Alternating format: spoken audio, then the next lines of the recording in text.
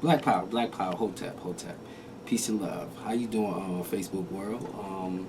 This is your brother Shungo. You know, just coming at you with a little bit of information I've been working on. It's called The Return to My Eye. For those who know what my eye is, you can kind of feel where I'm going and feel, what I'm talking about in terms of how we need to revitalize and resurrect my eye in these days and time right now with all the homosexuality, with all the dysfunction in the household, with all the miseducation.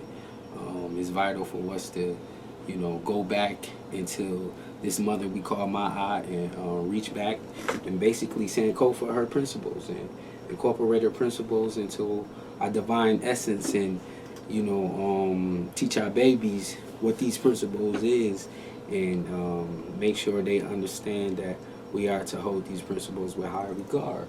So, I chose this little piece of information. I'm not going to give you the whole thing. We just going to go over a little something I've been working on called The Return of My Eye. And we're just going to, play around a little bit, build on a little bit of information based on my eye principles and, the things we don't know about what my eye is. So, we're going to go into it. So, this piece is going to be dedicated to, one of my divine ancestors. These two ancestors was prominent into my development. So personally, these are my Atian ancestors. We have brother Simba Mali from Brooklyn, New York. Best I do or die. This brother was just a driven warrior. Back in the day in New York City.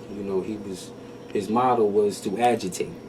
Agitate, always agitate, keep agitating. So he chose to agitate. He chose to give us that energy, that ability to go and agitate for the things that we need or the things that we call just. On the other hand, we got our mother bird, our warrior bird, Alberta Lockett, from Buffalo, New York. This lady was inspirational in starting what we call the videography movement. For a lot of you that's watching the things on YouTube, we get to enjoy that, because people like Sister Burt was a pioneer in that movement. I know I've said it many times. She's responsible for Bobby Hemmett, the first one to ever tape Phil Valentine. And she was, coined the mother of metaphysics.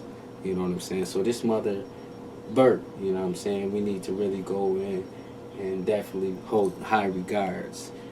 So these are my Atian ancestors who we call on for divinity and we call on for truth whenever it's necessary. Moving on. This is the cartouche, or what we call the hieroglyph, or what we call the metal nectar of Ma'at. This is what you will see on the walls of Kemet when it explains Ma'at. When you see Ma'at, you'll see this. This is, coincidentally enough, this is where the European get the concept cartridge or gun cartridge from. From this cartouche. And if you look at it, it kind of look like a cartridge, like a magazine you would put into your 9mm or what have you. So moving on. Just a little information on my eye. I'm not going to go into too much reading, but I will read this.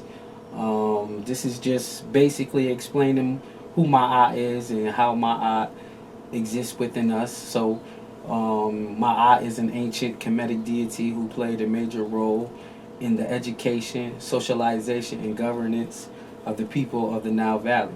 Ma'at represents the principal ethic upon the Kemetic culture.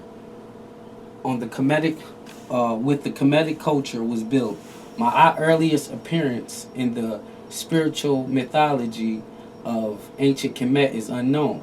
Yet it is the known that represents the Ma'at. We're found in the temples of the pharaoh or the Sultan. Now we say Sultan because that's the Kemetic word for what we say pharaoh. We will, Pharaoh is a Greek term, so we will replace that with the African term Sultan. Okay, dating as far back as 5,000 BCE. Without Ma'at as the key motivating aspiration, Kemet would not have been able to maintain peace in its realm for over 1,000 years, let alone the culture continuity which us in fact will into for over 1,000 years, let alone the cultural continuity which was in fact well into the 4th century CE.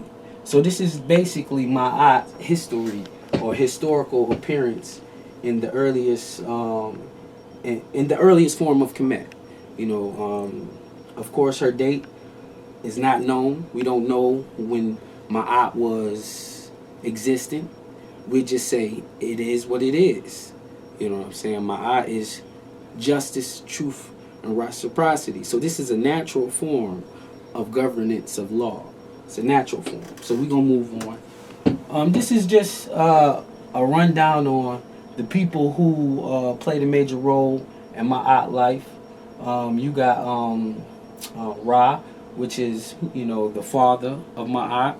You will have Hathor, which was kind of like a spiritual guidance of Ma'at. We don't want to say mentor, but she was a Jagna of Ma'at. And then you have her husband, Tahuti, which we'll be going into later, the life of Tahuti, because he plays a prominent role in Ma'at life. So it's definitely representing Ma'at when we explain her counterpart and the role her counterpart played in the whole scheme of things. Moving on. Okay, so we dealing with the symbolism or the symbolic meaning of Ma'at. And when you see Ma'at, you will always know that Ma'at represents the feather. The feather is the symbol that you will identify Ma'at with. Whenever you see Ma'at, you will see the feather on top of Ma'at. Or you will see her spread it out as so in the balanced form. So, these are the symbols of Ma'at that you will see to recognize who is what. You know what I mean? We are BGs. So, we are our red, black, and green, and that's what we identify ourselves with. So the feather was basically a symbol, a symbolic measure that represents Ma'at. Moving on. Ma'at is basically truth, justice, and righteousness and reciprocity. We're going to get into the principles of Ma'at, but we understand that Ma'at is a black goddess, that plays a major role in our everyday life. You can't invent the laws of Ma'at. You can't make up the laws of Ma'at. The laws of Ma'at is just. You know what I mean? It's a moral ethic in terms of how we're supposed to uphold ourselves inside society. Are we going to live a just life, a righteous life, or are we going to live like that motherfucking beast? You know what I'm saying? So, this is why Ma'at becomes more important than anything to incorporate her within our circumference of thinking, to incorporate her in our everyday way of life. Signs and Symbols of the Primordial Man, which a book Albert Churchworth wrote. It was introduced by Dr. John Henry Clark. But this book is very interesting in terms of how the symbolic symbolism becomes a natural phenomenon. Meaning, you can't give certain things to certain people. Certain it's a natural law on taking these symbols and incorporating these symbols and holding them high to the greatest respect. You know what I mean? So you will see, I'm going to reveal things in terms of how things transition from one place to another without people possibly even meeting each other.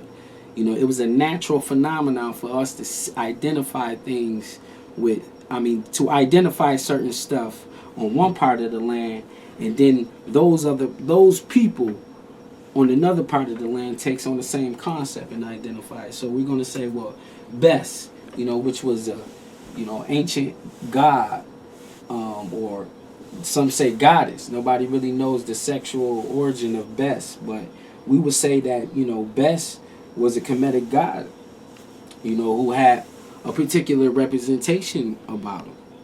You will find Bes in Kemet, and we'll move on and we'll find Bes in the calendar of the Mayan calendar. So these are the same deities. Of course, the Mayan calendar was found somewhere in South America. This Bes is found in Egypt. So, you would ask yourself, well, how did one transition from the next? It's either due migration or, it's either a natural phenomenon, that people pick up. So we're going to move on. We dealing with Horus versus the totem pole. What's interesting about these two figures is these two figures have particular meanings to the people it represent. Like Horus is the sun god. Horus is the hero. Horus represents getting that divine just. As we know the story of Horus, he battled his evil uncle Set, for righteousness. You know what I mean? If you go into the story, you'll understand why people take on Horus or Heru, the hero, so high. Why we try to incorporate Horus in our everyday way of life. And then you have the totem pole, which if you go back to the book I mentioned earlier, Albert Churchworth, he wrote a great passage or a great chapter on the totem pole. And the totem pole just have very, very symbolic meanings. Like, he was explaining in the book how the totem pole represents certain stories upon certain what we call stones or certain layers. So one layer will have a particular story about that one person. And then as he move on, because it's Masonic, all of this is Masonic. And as he move up to the next level, he will have another story. And, all the way up to the top, where he become master. Then he passes away and nobody knows the story. So these stories are virtuously unknown about the totem pole. You know what I'm saying? But it's the same particular concept. So we moving down and we dealing with the feather of Ma'at. And of course we see our ancient brother right here represent the feather of Ma'at. This brother Nubian, ain't no mistaking about that. That ain't no peckerwood. You know what I'm saying? That's our people. And then we'll see this brother right here, in another part of the world, which we call the Americas, sporting the same feather with virtually the same particular meaning. You know what I'm saying? So we're going to move on. We're going to move on there. We'll see that, Ma'at, the picture of Ma'at with the feather, and then we'll see the Native American, this strong, dark-skinned sister. So wasn't no mistake about it that, we were the first natives. You know what I'm saying? Strong, dark-skinned sister representing the feather of Ma'at. Now, even the native cultures had these principles. And these principles is taken in high regards. These are principles that Europeans couldn't even comprehend. This cracker couldn't even comprehend these principles. You know what I'm saying? So, the 12 Lakota virtues. You got harmony, you got preservations rather. You got respect, honor, love, sacrifice, truth, compassion, bravery, fortitude, and so on and so on. So, what we dealing with is principles that even the Native Americans adopted in their way of life. We even got the feather. You see the feathers sported by the Native Americans that let you know there was no mistaking about it, that we picked up certain principles that went along with nature. When we see the feather, we see a bird, we see freedom. The bird can fly anywhere it wants. No restrictions is put upon the bird. So we honor or we recognize those similarities, between those two symbols. Then we got the 12 virtues of Ma'at. So, the Native Americans had virtues as well as the Kemetic people have virtues. Control of thought, control of actions, devote of purpose. Devote of purpose. Have faith in the ability to for the master teacher to teach, and so forth and so forth. So what we want to do is we want to basically go Sankofa these principles. If you say, well, some say, well, I ain't even from Africa, I'm from the Native American culture. Cool. You can be from the Native American culture. Go study these principles. You know what I'm saying? Because it's all interconnected within all of us. You know what I'm saying? So we're going to move on. We got that much time. We're going to go through Stolen Legacy. Stolen Legacy have a very interesting chapter or verse on Ma'at and the 10 virtues of Ma'at. So you can go look on that. We want to give thanks to George G.M. James, who given us this wonderful book of truth. He basically kicked over the Greek society, the Greek world, with this information, and he was murdered for the information. Some say he's body cutting thousands of pieces. So it's a legend on how he died, but we know that anything that our people write that they have to be killed for is something that we should Sankofa for. We should research. So moving on. We want to go to the Meadow Netter. You can go to the Meadow Netter, and it has certain passages or certain things you can read on the laws of Ma'at and what Ma'at is. So we want to give Ra'u F and Amen all due respect for putting this great work together, for us to Sankofa. He got Meadow Netter 1, 2, 3, 4, 5, 6, all the way up. Go Sankofa that. Then we dealing with the Ankh, which is a symbol of life, which is a Ma'atian symbol. What I mean by Ma'at is, this is not a homosexual symbol by no means. This is a symbol of life. And the only way to get life is to represent this symbol. You know what I mean? You have the penis and the circle, which represents the ovary, and we're going to get into that. We're going to go forth with that. You know what I'm saying? And this is another form of what the Ankh represents, the Kemetic womb of making the eternal life. You know what I'm saying? So, you got the uterus, you got the womb of life, sunset, so forth and so forth. So, this is what I'm going to be touching on. In fact, this is just, I'm going to just conclude it right here. You know what I mean? This is just the laws of Ma'at. And we're going to go into this next Monday. And I'm going to have an awesome presentation. I got a couple of video clips I want to show on Ma'at. And, I want to wake up the ancestors and let them know that, these days of times, we need you more than ever. Our people are suffering from psychosis that's far more detrimental than we can ever even fathom. You know what I mean? When we talk about our ancestors are rolling in their graves based on our actions, you know what I mean? I'm a true believer in that because, studying from where we were at versus where we at now is Ma'at is all needed.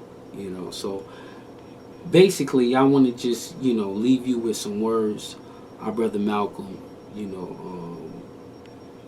used to eloquently say. He said, we were a race of people that done so much with so little that we are now qualified to do anything with nothing. So we should shoot for the moon, because even if we miss, we still will be amongst the stars. And this is the principles of Ma'at, and that's what it has to offer us. So I want to thank everybody for watching or building with me, or what have you. I want to say Black Power, peace and love, and Mighty Hotep, Ma'at Hotep.